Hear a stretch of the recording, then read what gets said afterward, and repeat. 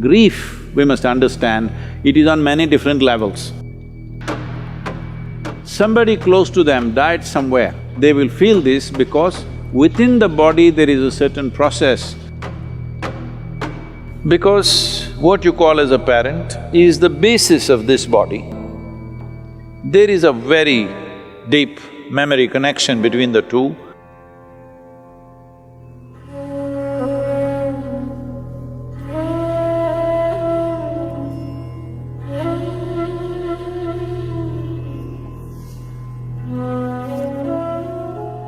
Death simply means somebody who was available to you is now absent, that's all. It is not because one life vanished, you're crying about it. It is just that somebody who was, filling a part of the collage for you is absent, so it leaves a hole in your life. Depending upon how close they were, accordingly it leaves that big a hole in your life. So, what you're battling with is not the death of a person, what you're battling with is the size of the hole they have left in your life. Suppose a faraway relative or a friend, somebody that you know, an acquaintance died, you feel bad for an hour and then you get back to normal. But somebody very close and dear to you passed away, now they've left a huge hole. So your problem is you trying to tend to this hole which is within yourself. This hole has happened essentially. Now what I say may sound little brutal for people who are in that situation, but one must understand this. If you look for solace, yes, if somebody comes to me who have just lost somebody dear to them, I will also hug them and, protect them and give them some solace. But you must decide whether you want solace or you want a solution to your life. Because today this person will die, tomorrow that person will die, day after tomorrow I may die myself, it doesn't matter. But people keep dying because we are dying kind of people. Let's understand this, all of us, we are dying kind of people.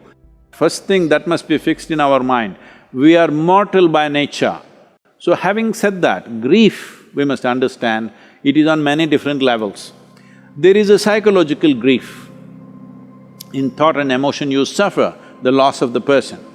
But depending upon how much memory you have built within your body with regard to that person, let's say if it's your child or your husband or your wife or some kind of very close bond, then a certain amount of memory is there in your body. We call this traditionally in the yogic culture as runanubandha, that is, body has developed a bond beyond your psychological friendships and companionships and love and whatever else you have.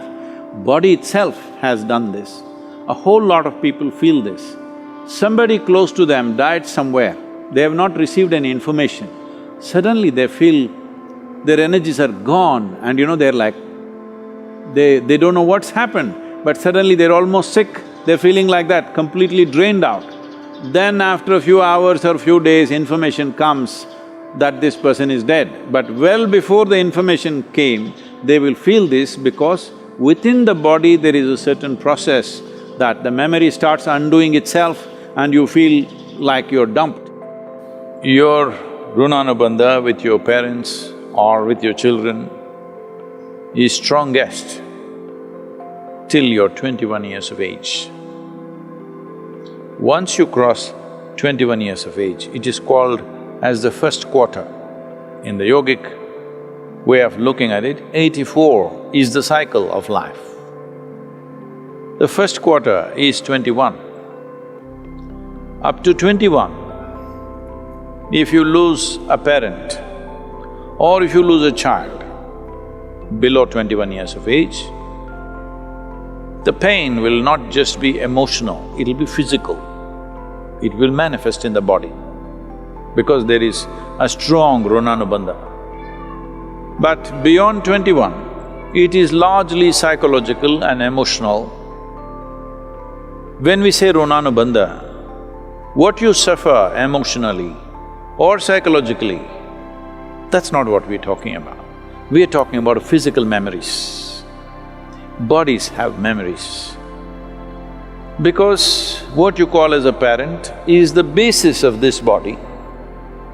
There is a very deep memory connection between the two that is at its strongest till 21 years of age.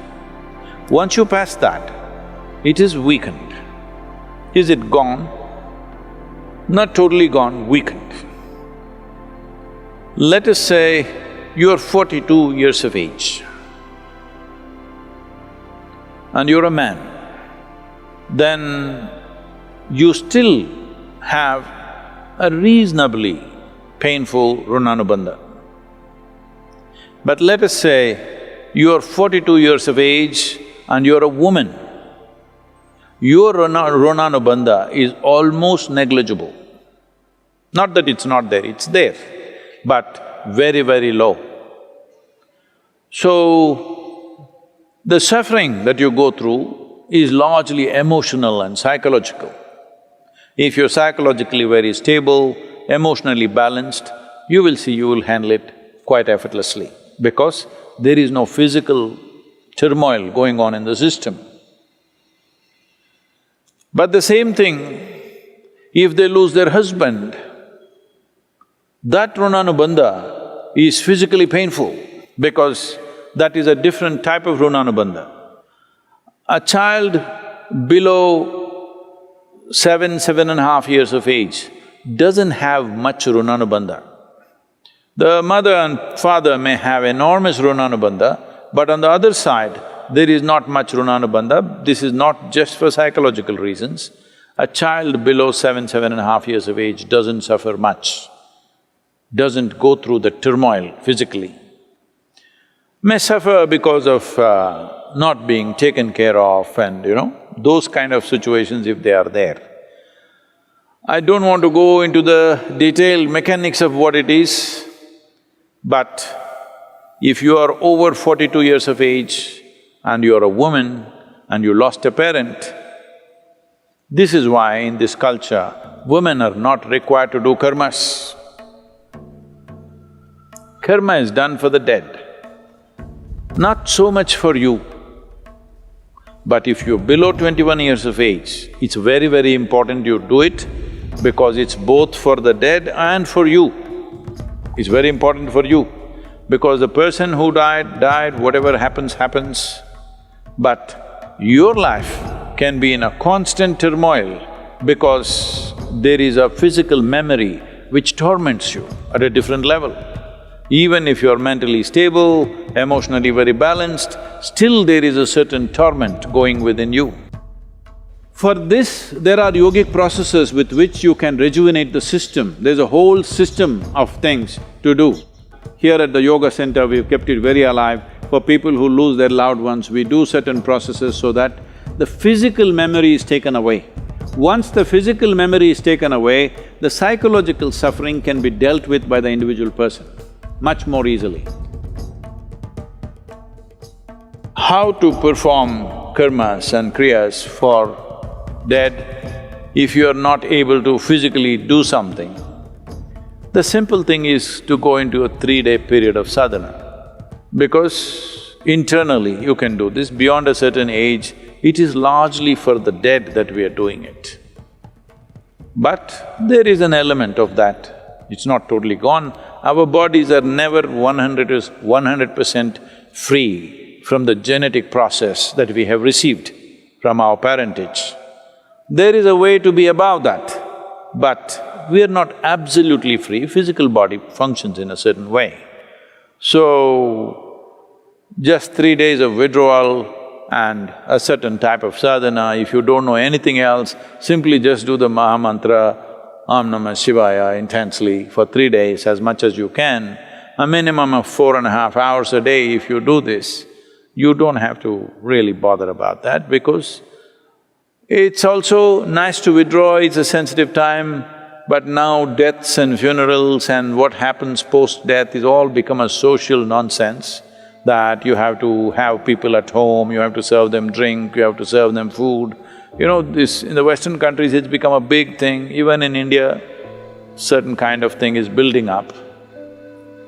It's best that you just withdraw from society and nonsense and spend some private time when somebody significant in your life passes away. It's important that you withdraw and do something with yourself rather than simply trying to run the social thing like a distraction. This social thing is, people's way of handling their grief is, let's go to the movie, let's read a book, let's watch the television. Don't look for distractions. When there are troubles within us, we must address it head on. Don't look for distractions. Distraction is not a solution.